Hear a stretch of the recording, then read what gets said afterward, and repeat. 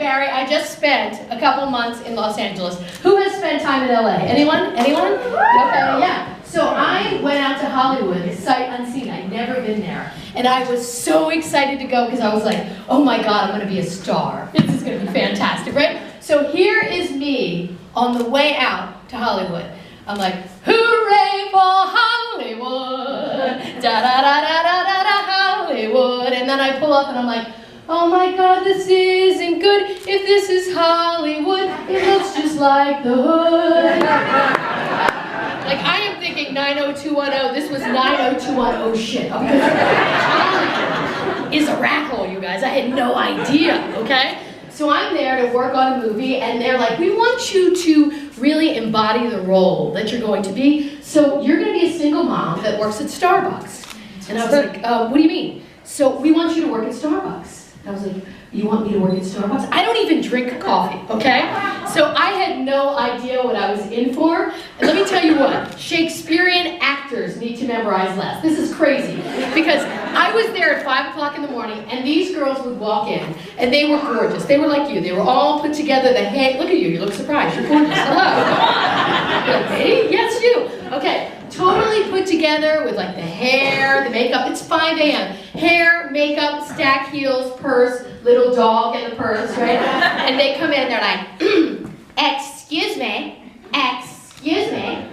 I would like a mocha coca frappuccino. Can you blend that twice? Can you put a shot in the top and a shot in the bottom? Could you put whipped cream? Could you put sprinkles? Could you put cinnamon? I was like, stop! You are needy. What's happening in your life that is your drink order? She was pissed, so she just stops right out with her little dog. But because it's Los Angeles, you have to pay for parking. So she comes back like 3 seconds later and she's like, excuse me, do you validate? And I was like, I think you're terrific.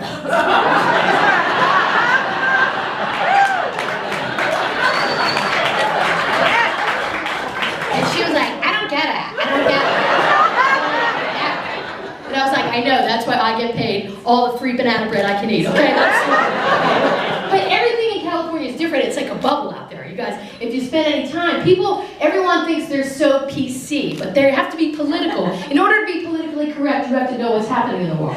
So there's this guy who came in as I'm working at Starbucks, and he's got the whole man bun and the yoga mat and the whole thing going on, and he's like, man, I can't believe I just got stuck in traffic behind this guy. And he had this free Tibet sticker on the back of his car. If I see one more free Tibet sticker, I'm going to freak out. Who is this guy anyway? I was like, it's a country next to China. And he was like, why doesn't China help him out? I'm like, wow. Right? But the thing is, too, in California, if you ever go out there in the Los Angeles area, see, the thing I love about being on the East Coast is you know, when you're on the road, exactly who you're dealing with. You know exactly what's going on. You know how you can tell? Alumni stickers in the back of the car. Okay? In California, there are no alumni stickers on any car.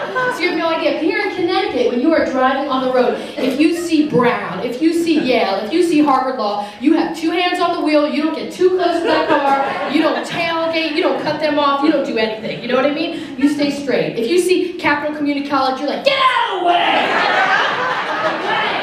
You know what to do. That's all I'm saying. California, you don't know who you're dealing with. So I was so glad to get back to the East Coast, and I came back mainly because I want to spend as much time with my father as I can. You guys are going to love this. My father, Papa Locke, 80 years old and still teaches high school. Give it up for my dad. 80. He spent 40 years in the corporate world, and then he decided he wanted to give back and do something fun, so he thought he would teach, okay? So here's the deal. They made him a permanent sub, and when they first had him at 79, they put him into 2nd grade. And I called him up and I go, Dad, how'd it go in 2nd grade? He was like, oh, Jesus Christ, it was like whack-a-mole. One kid got up, the other sat down, one kid got up, the other sat down. I ran out of chalk. He was throwing chalk at 2nd graders. So They moved him to high school. And they moved him not only to high school, but freshman history class. Oh. Okay, you guys, you're gonna get an idea of what my father's like. So I said to him, how'd it go in the freshman history class? He's like, well, I got in a little bit of trouble. I said, what do you mean? Well, I told the kids that I was in Vietnam, and I killed 10 Chinese guys with one bullet, and they stood in a line. You can't tell stories like that. He goes, what? I said they were Chinese, it was Vietnam. If they don't know the difference, they needed a better history teacher. You are the history teacher. So then, in their wisdom, they sent him to ESL. English as a second language, okay? So, of course, you know, I have to follow up on him. I go, Dad, so how'd ESL go? He goes, I got sent to the principal's office. What do you mean? He goes, a kid was acting up and I called him a prickerino. He's making up Spanish words to Spanish people. Please don't do that, Dad. Please don't do that, Dad. So now he's fine. He's actually on the school board making decisions for the whole district. Isn't that great? But I'm making my dad out to be a jerk. He has a softer side. He's a sweetheart. So this year at 80 was the first time I ever had to take him, because he'd done it himself, for a colonoscopy. And, I don't know if I'm sure you've experienced this, but I had never experienced anything like this. And as you know, when they come out of a colonoscopy, they're in the twilight stage, okay? But nobody tells you that they're in the twilight stage. So my father, you have to picture my father. My father's like a little bit taller than me, just a little bit tall. And he's got this big, booming Ted Knight voice, you know, like really loud. And he can't hear anything, so he doesn't realize how loud he is, right? So he comes shuffling out from after the thing, and I go, Dad, how did it go? And he goes, oh God, I think I'm leaking. Okay, you know what, Dad? I said, go to the nurse right over there and ask her for a Depends, and she'll get you one and you'll be fine. So in the 2 seconds, I'm telling you guys know this, the 2 seconds I go to get my purse, to put my keys in there, he shuffles not up to the nurse, but to a full reception area waiting room, right? While everyone's in there. And he shuffles up to the poor receptionist, and he knocks on her glass window, she's like, can I help you? And he goes, yeah, I think I'm leaking. Do you have a tampon?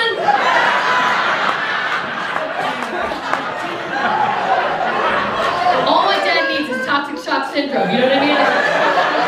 Hey, Dad! But as you get older, you realize how important your parents are, and my parents are the best, and you all know what an influence you have on your children's lives. And I didn't realize what an influence my parents had, of course, until I got older. But my parents did crazy things. Like, my parents sent me to Catholic school in 3rd grade. Do we have any Catholic school survivors in the house? Raise your hand. With loud and proud. Come on. She's like, yeah, blah, blah, blah, blah, blah. And let me tell you what. My parents sent me to Catholic school in the 3rd grade, and I'm a Jew, okay? 600 Catholics and 1 Jew, you guys. But it actually turned out all right. They recognized my God-given ability and elected me class treasurer.